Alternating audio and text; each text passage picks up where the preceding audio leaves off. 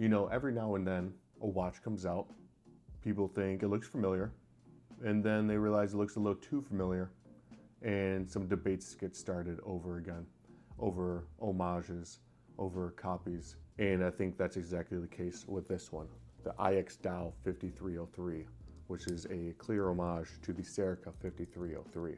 In this video, I'm going to talk about what makes this watch interesting in its own right. It's not going to be a comparison, but we're going to be talking about some of the main points between this and the Serica 5303, looking at the design, the movement, the wearability, and where I think this fits within my collection. So let's start with some context. The IX&DAO, IX&DAO, IX&DAO, IX&DAO. The IX&DAO is an homage to the Serica 5303 as given by its name. A modern retro-inspired diver produced by its named microbrand, Serica, that's known for the distinctive handsets, bold dial geometry, and tool-forward design language. Serica positioned the original model as a refined yet clearly rugged field diver hybrid that has a strong emphasis on aesthetic identity and brand-driven design. IX&DAO took the general design, the hand shapes, the overall bezel, the look, and the dial layout, and creates it in a more budget-friendly package powered by different movements. Whether that's a positive or negative for you, I think depends a lot on your take on homage watches. Some collectors, myself included, think it's a great way to get into a budget-friendly approach on designs that much more expensive brands bring to the table without buying the original at a much higher price, while others think they feed too heavily off the originator's design and think of it more as copying or stealing a style. As always, I'd take the approach to wear what you like. I think once you get into copies and fakes that steal the logos of other companies, clearly that's illegal, and that's where I start to have issues with homage watches. But homage is allowing people to reach out into more styles that wouldn't be within their typical price range. I think it's fantastic for the watch community, and of course competitiveness drives innovation. Also, homages allow for much more vintage watches to be brought into modern standards. So watches that maybe were produced in the 1940s, 50s, or 60s that are unreliable or too expensive to attain, we can reconfigure them with materials that we have today, such as sapphire glass and all stainless steel bodies, much cheaper and with more durability than you would find from those watches that are approaching 60 or 70 or 80 years old. And IX&DAO has several homage watches on their website. Again, this isn't meant to be a comparison video, so let's go on and talk about the specs and the movement and the design of the watch from IX&DAO. First, with the specs, it's 40mm case without the crown, 48mm lug to lug, 20mm lug width, so 20mm band, and 12.6mm thickness built from all stainless steel. As you can see here in a close-up, that we have the bold broad arrow handset, which, talking about homages, I believe this actually came from the Omega Seamaster 300, but nonetheless, the geometric hour plots and the clean white dial with the deep blue accents. This watch also has Swiss Super C3, that's a mouthful. This lume is intense and stunning when fully lit up, as you can see. The bezel follows that same awesome functional diver aesthetic, blue and white inserts, a lume marker at reference 0 or 12 if you look at it that way, legible hour and minute graduations in French.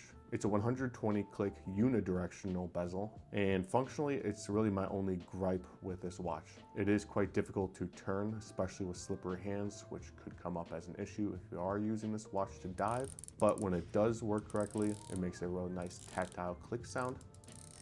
Visually, it obviously delivers that same tool watch vibe as its predecessor, but it does slightly differ in a few ways. Where the IX&DAO 5303 starts to differentiate is the execution rather than the concept. There is a date window at 6 o'clock, which is something they added that Serica does not currently sell. This is something that I personally wanted in a dive watch and as a daily wearer. IX&DAO also sells several other color combinations that are no longer available from Serica or were never produced by Serica, which is another plus for IX&DAO. And some of these colorways are honestly amazing.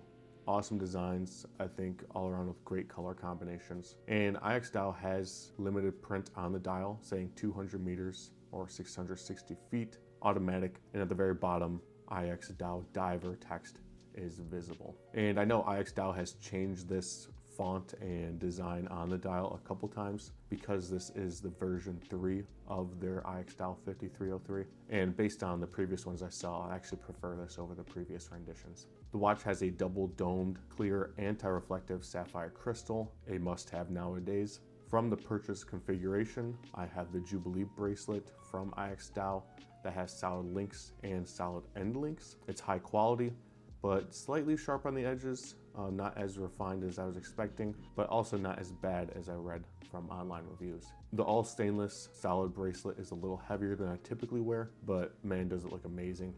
The added polished links down the middle really make it pop as well. I also bought a rubber strap from them that matches the color and is great for the days that I want something lighter on my wrist. This band also has a micro adjust in the clasp to perfect the fit. But two main issues with this strap is it can be difficult to open the main clasp and you really have to get your fingernail under there. And also they didn't brand the bracelet like the Jubilee. Not sure why they didn't do that. It looks a little plain with it. And I actually do like the IX&DAO logo. So visually, yes, it is a clear homage, but I think it differs in a couple meaningful ways that really brings this watch into a higher tier than what I was considering with the Serica 5303.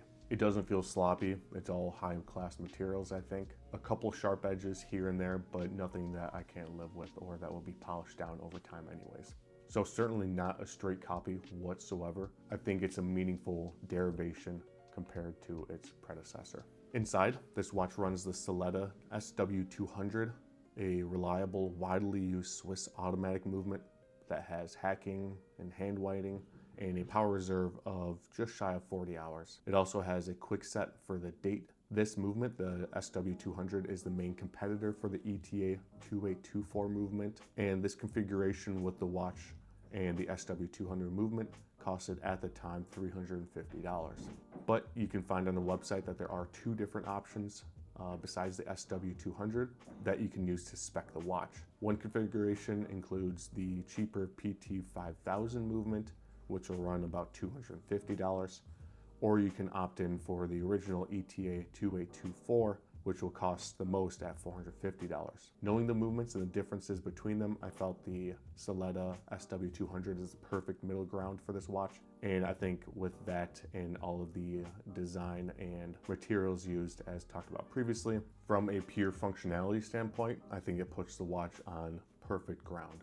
It's easy to service, parts are widely available, all watchmakers will know how to work on this watch. And the Serica 5303, depending on which year you bought it, does use higher quality Swiss movements, specifically the COSC certified M100, which of course will bring much higher standards and regulations compared to the movements I listed that you can get with the IX&DAO 5303, but of course will require significantly more to purchase. Again, something that you have to consider for yourself if you're looking at the differences between these watches. Service intervals are typical here, every 5 years or so, depending on the amount that you use the watch. So mechanically, the IX&DAO 5303 is capable and affordable and is intertwined with practicality.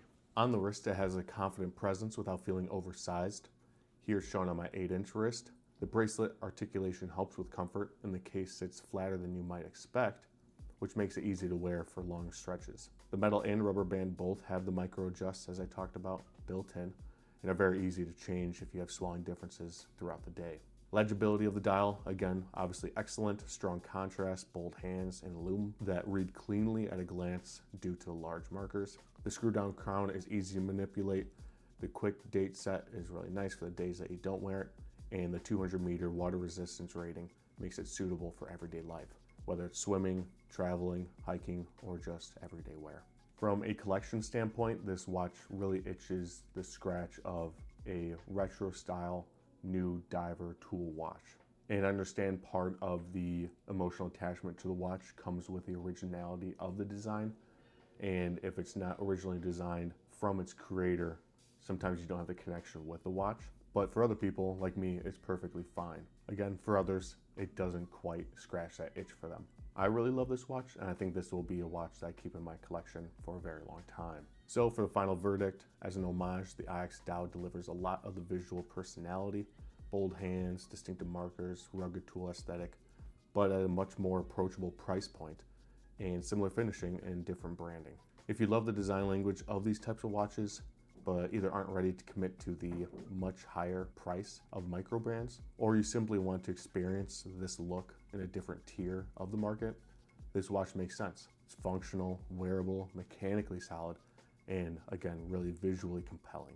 I'd love to hear your thoughts on this one. How do you feel about homage pieces? Do you feel that they are an approachable alternative to much more expensive or maybe much older watches? Or do you prefer to only stick with the original creators of the watch design? Or is it just extremely nuanced and you think it's a watch by watch basis? Let me know below, especially if you own this watch, the IX&DAO or the Seiko 5303. I'd love to hear your thoughts on it. Thanks for spending some time with me on this one. I'll catch you next time, where certainly it'll be different.